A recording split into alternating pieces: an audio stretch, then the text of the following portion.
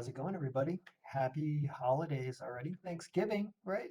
It's Thanksgiving now. I got a lot to be thankful for. I can think of multiple occasions I was like driving out of the Grand Canyon at 70 miles an hour and passing deer on the road like 3 feet from me and they didn't move. A lot to be thankful for this year. Getting pulled over and getting no tickets. Like, there's a ton to be thankful for, so why not give away the NFL picks for this week? Let's talk about football and the Thanksgiving games on Thursday. The last week, another really awesome week, 11-3. Um, a lot of predictable things too. Like if you think about uh, by projected scores, you can sort this thing in a couple different ways. And when you look at what happened by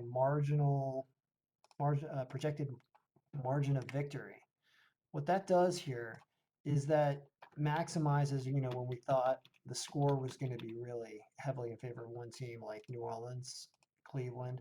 Um, these teams, we were quite profitable for the week, but we were also really profitable in this order. And on Monday night, Baltimore crushed the Rams. We said they were going to cover the spread.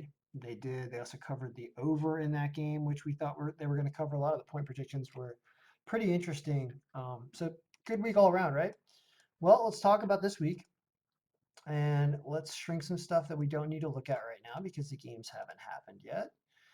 And this is what the entire week looks like.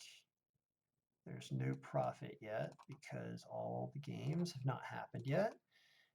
And right now we're sorting by projected margin of victory because I like this. I like this way of looking at it. It kind of helps us diagnose two different parts to what this algorithm does. It looks at who's playing in the games, and based on who's playing, it figures out kind of how much they contribute to the team's offense. And that's part of their projected score projection. So when you see something like Philadelphia and Miami, the largest margin of victory going to Philadelphia here, winning 36-20, it's because Miami's defense also struggles heavily. This is also a pretty high percentage win game. This is a pretty big pick here, but they're also at minus 500 in the money line. So what I do like to see here is as we look descending by margin of victory and see, well, where are there some reasonable money lines? That's an interesting game. The Chargers over the Broncos at only minus 150. Interesting game because we think that the Chargers are going to win by 13. Also, the Patriots over the Texans, um, probably because that game's in Houston, and for some reason the Patriots don't get the credit that they probably deserve. Tennessee over Indianapolis. Wow. We think that Tennessee wins that game by 7 points. Yikes. But they're only a 3% win score percentage. So there are two ways to look at this, right? There's the way by margin of victory and there's the way by win score. And I like to look at them both ways because it kind of shows you that that Tennessee game is actually really down low along the team stat way of looking at things when you're not just looking at who's playing and injuries and stuff. So let's talk about Thanksgiving for a couple minutes because I might be able to wager on one of these games. It's holidays, right? You can get on the road and drive to a casino and make a bet. You could. So I might. And if I was going to do that on Thursday, this is what I would do. I've looked over this briefly. What does it say? It says by order of projected margin of victory and order of win score, the Saints over the Falcons. So if you only had $34 on you and you wanted to win 10, right? That's what it would cost you. You could bet $34 on the Saints to win. The spread is really dicey here. We think they're going to win by 8, but the spread is 7. Super dicey to take. So it's a tough game because the line is not good.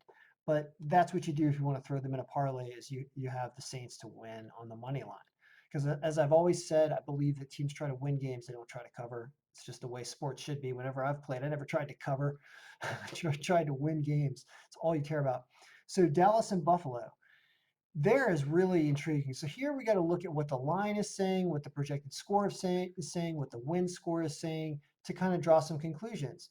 What this is telling me is that projected score wise, this weird 27-27 score in Dallas between Buffalo is not at all what Vegas is thinking. Vegas is thinking that Dallas wins this game because Jerry Jones wants a turkey and wants to take home a division. So that's why they're so heavily favored here on Thanksgiving, but it's clear that Buffalo is a whole lot closer than you think. So in my mind, like I said, teams try to win games.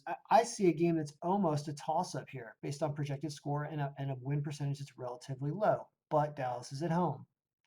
Buffalo has been off and on again. They're probably going to lose the game, but they're probably not going to lose the game by a lot. That's why I think I would take them plus the 6.5. That's what you do. I bet you there's a really nice over in this game. I guarantee you the over is not set at 54, what it thinks is going on here. So I bet you the over is a good play. I almost want to take Buffalo to win, but that's that you're really just risking at that point. I think Buffalo plus the points is probably a reasonable play there on that second game. Uh, I don't know what the orders of these games are. I gotta look at the times, but the Lions and the Bears. Now here's the other thing about this. Here, it's favoring the Lions by win score percentage, which is team stats throughout the year, and it's favoring the Bears by projected score. Now, I believe, is anybody getting benched or what's going on there? The Bears in Detroit, looking at the projected scores and kind of seeing what's happening here. The Bears have a high ranking QB, but that's because there's Chase Daniel and Trubisky. I didn't watch any football last week. I don't even know if they played last week. I assume Chase Daniel's playing better, and that's kind of what's contributing to that. But I just haven't been watching enough to give you a really educated guess. But based on the numbers, it's saying you want to, because you got to flip this around. Let me show you what this looks like upside down. Upside down, it's the Bears at Detroit, and the Bears are minus 240. So because the win strength is so close to zero, it means that it's kind of a toss-up. But the projected score is saying the Bears. So it does think the Bears are going to win. It does not think the Bears are going to cover the spread, though. This is a tougher game. I think I don't know. That's the toughest one of all of them. If you're going to do anything, I say you take the Saints on the money line and you take the Bills plus the points. Those are the two things I like. That Detroit-Chicago game is tough. As you can see, there's conflict here. I think Chicago wins the game, but there's no way to play it that you get paid. So that's the look at Thursday. And I don't know. Happy Thanksgiving to everybody. If you want to do these value filters, greater than 0 gets you back to just the games when we look at Sunday, Monday, and all these games. That's how you do this. I'm putting a lot of this up for download for free, but also contact me if you want it because people have questions. And don't be afraid to pay me something to do this. Be thankful. I'll be thankful.